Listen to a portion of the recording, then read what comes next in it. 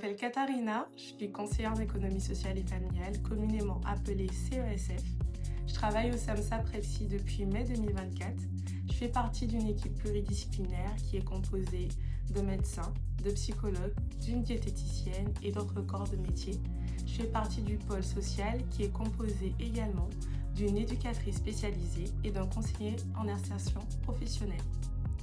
Mon principal rôle est d'accompagner les usagers dans leur gestion administrative et budgétaire, mais aussi dans leur vie quotidienne.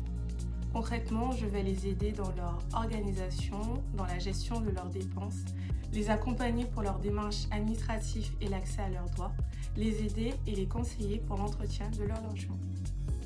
Au SAMSA, l'accompagnement des usagers est assuré par différents professionnels. Nous avons régulièrement des points de coordination. Chaque professionnel intervient selon son domaine de compétences, ce qui permet d'offrir aux usagers un accompagnement global. Dans mon travail, concrètement, j'aide les usagers dans leur gain d'autonomie. Je vais les conseiller et les accompagner dans les actes de la vie quotidienne pour lesquels ils peuvent rencontrer des difficultés. J'adapte mes approches selon chaque usager. Par exemple, un usager qui vient d'intégrer un logement autonome a besoin d'être accompagné dans cette nouvelle étape de sa vie. Cela va nécessiter des démarches à faire et des dépenses à gérer. J'utilise souvent des supports concrets, des outils visuels et pratiques pour travailler les notions comme la priorité des dépenses, l'accès aux droits ou encore ce que ça implique concrètement gérer un budget au quotidien.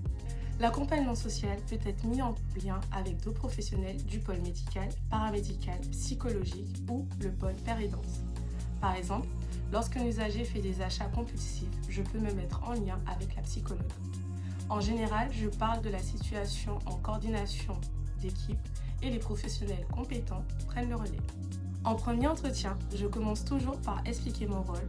J'en profite pour faire une évaluation complète de la situation. Je vais questionner l'usager sur ses droits, ses rapports avec les démarches administratives et les tâches du quotidien, sa gestion budgétaire.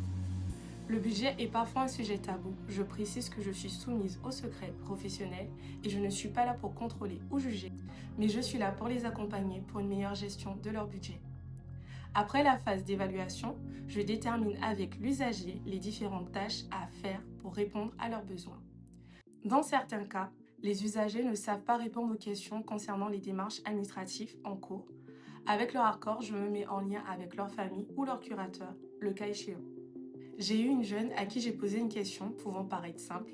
Vous avez 1 700 €, je vous retire 700 €, il vous reste combien? Et elle m'a répondu 1 700 €.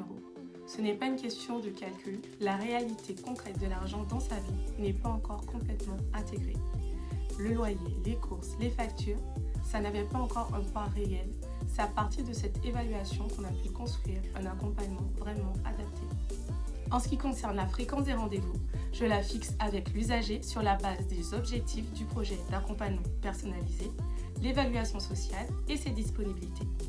Je travaille également en partenariat avec des structures sociales et médico-sociales telles que la Maison départementale des personnes handicapées, les centres d'action sociale de la ville de Paris, les centres médico-psychologiques et les services d'accompagnement à la vie sociale. Avant la fin de leur accompagnement au SAMSA, je m'assure que leurs droits sont à jour et qu'ils trouvent un relais pour la suite de leur accompagnement médico-social. Les usagers sont les principaux acteurs de leur accompagnement. Quand ils passent par des périodes difficiles, nous pouvons réduire la fréquence des rendez-vous en attendant une amélioration de leur état de santé, psychique et ou physique. Au SAMSA Prepsi, le rôle du CESF s'articule autour de 3 axes principaux: la gestion budgétaire, l'accès aux droits et le soutien à l'autonomie dans la vie quotidienne.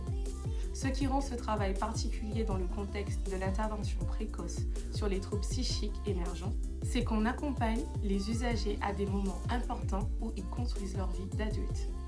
Derrière chaque démarche ou exercice, il y a une personne qui essaye de trouver ses repères, de gagner en autonomie et de se réapproprier sa vie. Et notre rôle, c'est d'être là dans cette reconstruction, dans la durée et parfois même dans les moments les plus inconfortables.